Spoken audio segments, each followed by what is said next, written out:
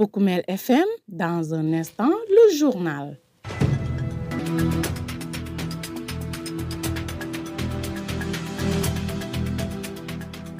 Vous êtes à l'écoute de Poukoumel FM, la 106.0, votre radio au service des communautés, et vous avez fait le bon choix, c'est l'heure de votre journal.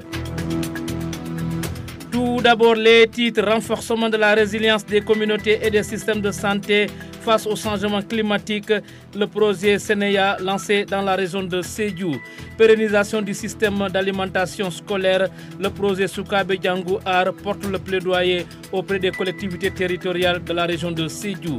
Le ministère de la Santé et de l'Action sociale et Amref Health Africa au chevet d'une vingtaine d'enfants des régions de Sédhiou et de Kolda souffrant de malformations et de hernie.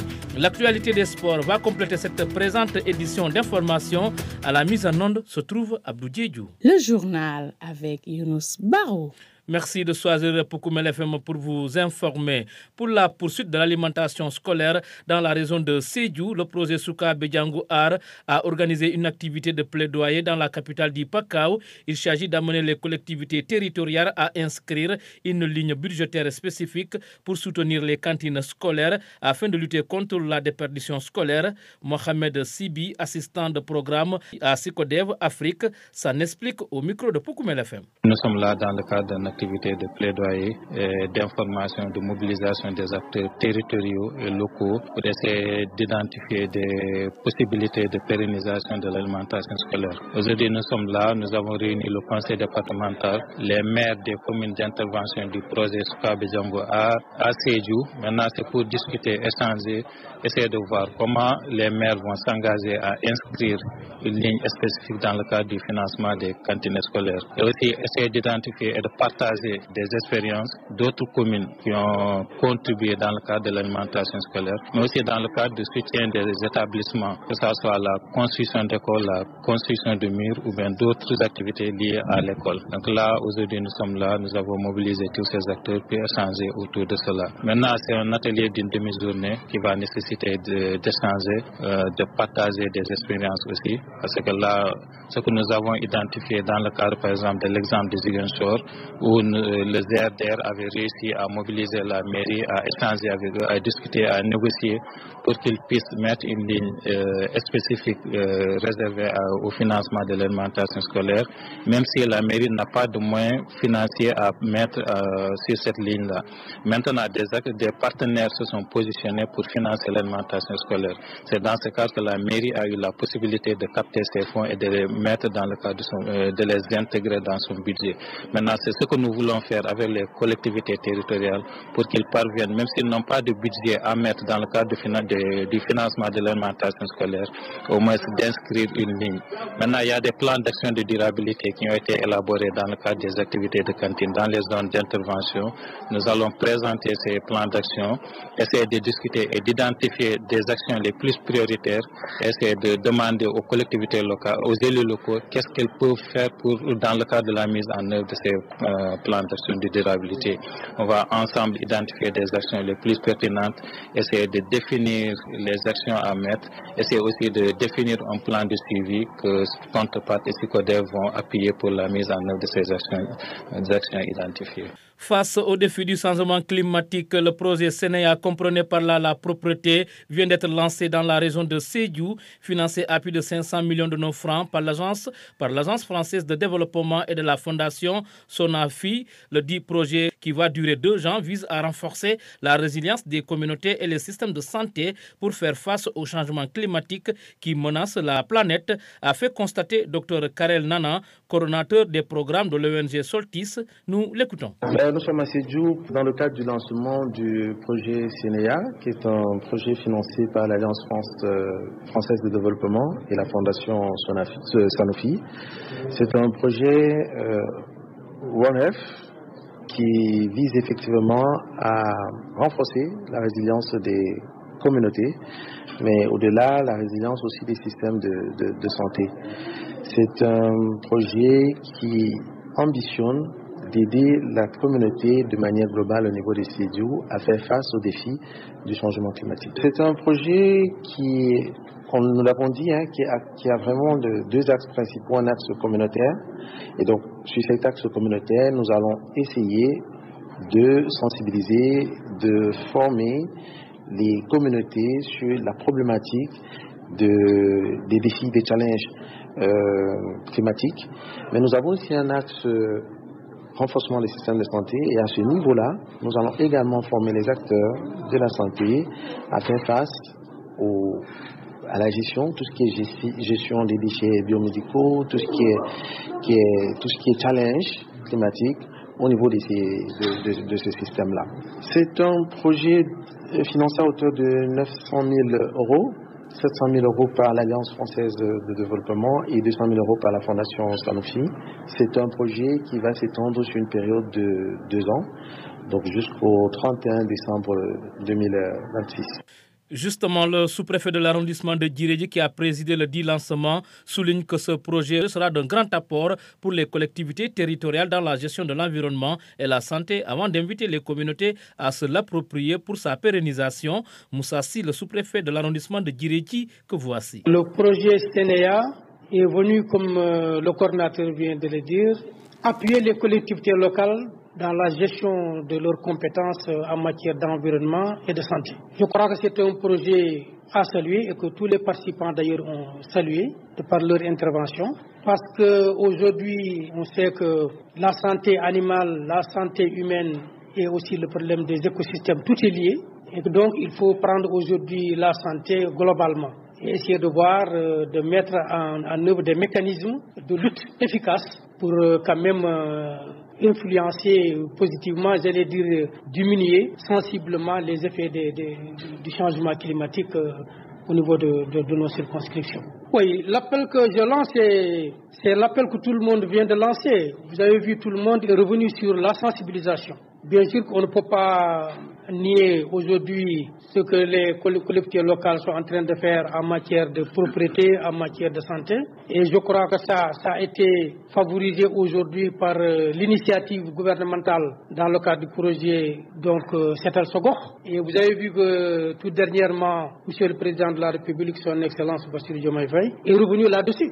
L'implication de toutes les couches de la population. La dernière fois, c'était avec les élèves de Djirédi, mais aussi avec les forces de sécurité, les défenseurs de sécurité. Donc, c'est un problème que tout le monde doit gérer. Ce n'est pas un problème qu'on va confier seulement à quelques entités, mais c'est globalement toute la population qui va quand même prendre cette question-là en charge. Parce que c'est une question très sensible. Des questions techniques même ont été évoquées là-dessus, notamment dans le cadre de la gestion des déchets. Tout ça, c'est des programmes techniques. Donc aujourd'hui, l'appel qu'on lance est d'abord l'appropriation de ce projet-là qui est venu pour aider les collectivités locales à rechercher les populations, mais aussi impliquer tout le monde pour que le projet puisse réussir et que les gens aussi, en retour, puissent bénéficier des effets de ce projet-là qui est là pour 2 ans. Et comme j'ai dit, les projets sont appelés à partir, mais il faut d'abord que les populations soient prêtes, déjà engagées à prendre la relève après le départ de ce projet-là.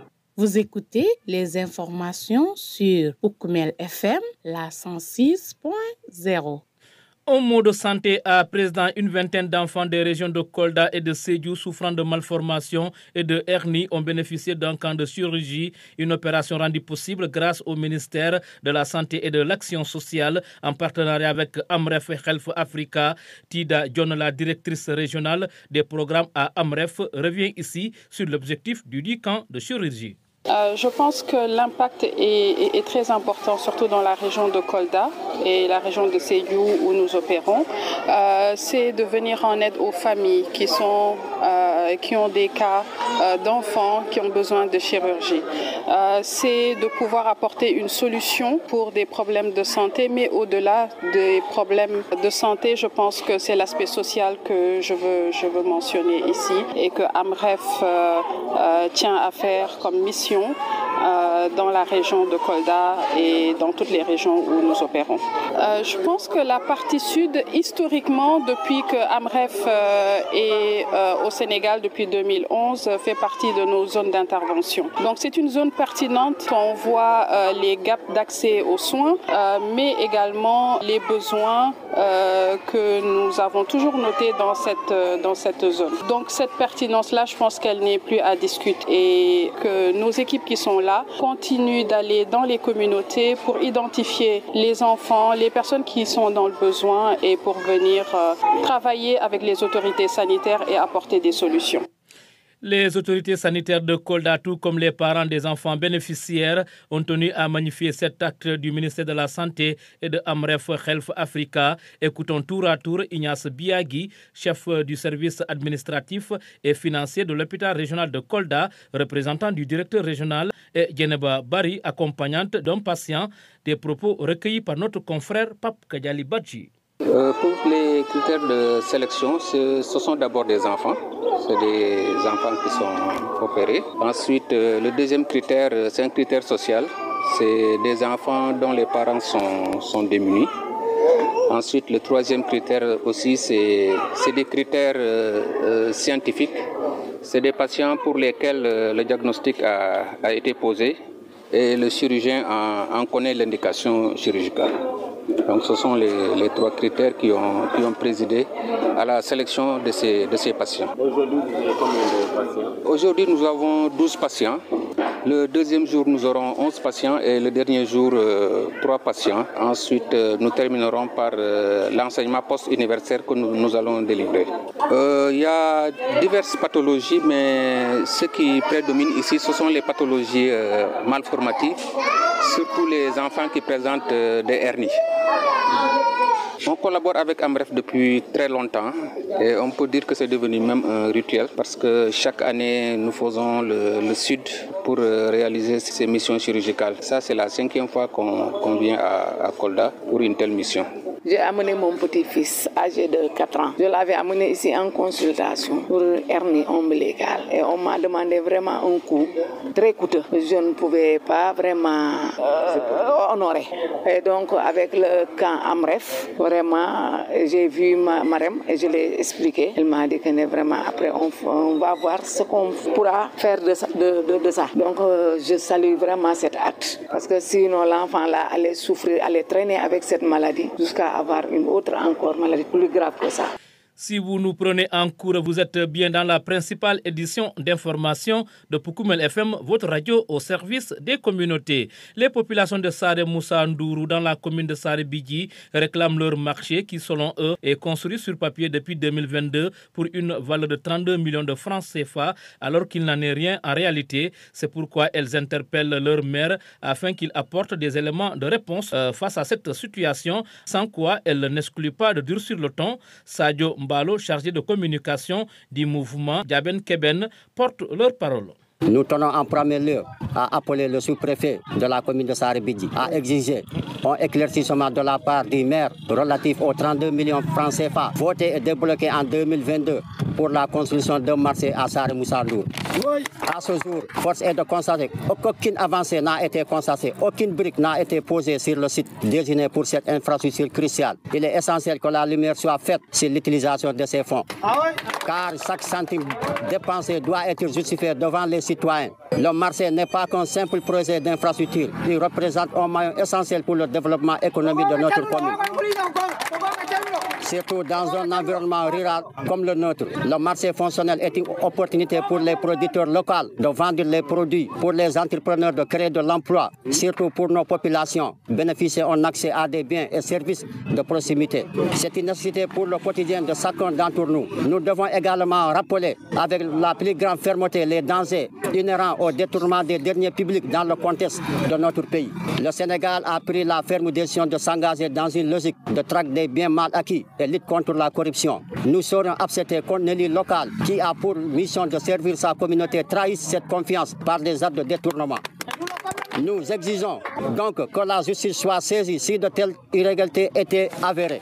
En outre, il est impératif de dénoncer le bardage du foncier par les tiers en complicité avec certains opérateurs fonciers. Les terres qui nous sont allouées à la mairie à la suite des lotissements doivent être destinées à des projets d'intérêt public, logements sociaux, infrastructures sanitaires, écoles, lieux de culte, espaces publics et loisirs. Il n'appartient pas à la municipalité de diriger par un maire de vendre des terrains ou de rendre complice de telles pratiques. Nous devons exiger des restitutions des biens pour le bien-être collectif. Enfin, nous invitons tous les membres du mouvement Ndiaden Keben à se mobiliser pour rencontrer nos concitoyens, leur expliquer l'importance des prochaines élections locales. Les élections locales seront le tournant pour le Saribidji avec l'élection de notre leader Sekti Diar Kandé. Pour Koumel FM, le journal des sports.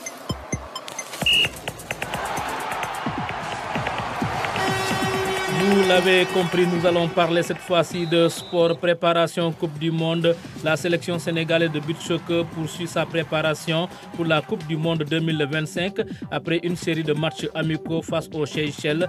Afin de maintenir le rythme et peaufiner les derniers ajustements, les Lions reprennent l'entraînement en régime externe du 24 au 27 février au terrain de Yamalai. Cette convocation marque une nouvelle étape dans la montée en puissance de l'équipe qui ambitionne de briller lors du prochain mondial. Et puis l'international sénégalais Sadio Mané a été honoré à Ouagadougou où son nom brille désormais sur la rue des Étoiles, une initiative célébrant 140 figures africaines ayant marqué l'histoire dans divers domaines aux côtés des légendes comme Samuel Eto'o, Didier Drogba ainsi que de grandes personnalités telles que Thomas Sankara et Akilo Dangote. Sadio Mané voit donc son parcours salué à travers cette distinction.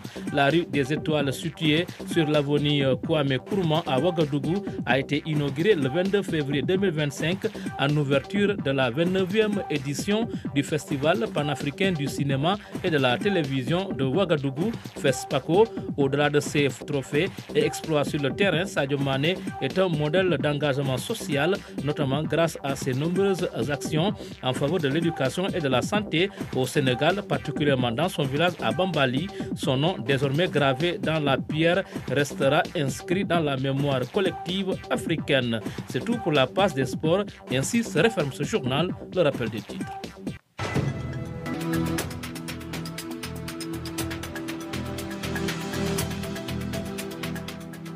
Renforcement de la résilience des communautés et des systèmes de santé face au changement climatique, le projet Sénéya lancé dans la région de Sédhiou. Pérennisation du système d'alimentation scolaire, le projet Soukabe Djangou Ar porte le plaidoyer auprès des collectivités territoriales de la région de Sédhiou. Le ministère de la Santé et de l'Action sociale et Amref Health Africa au chevet d'une vingtaine d'enfants des régions de Kolda et de Sédhiou souffrant de malformations et de hernie. Vous avez suivi les détails. L'actualité des sports a complété cette présente édition d'information mise en onde par Abdou Diédou. À la présentation, c'était Younous Baro. Mesdames et messieurs, on s'excuse pour la non-disponibilité de la version mandingue. Merci et au revoir.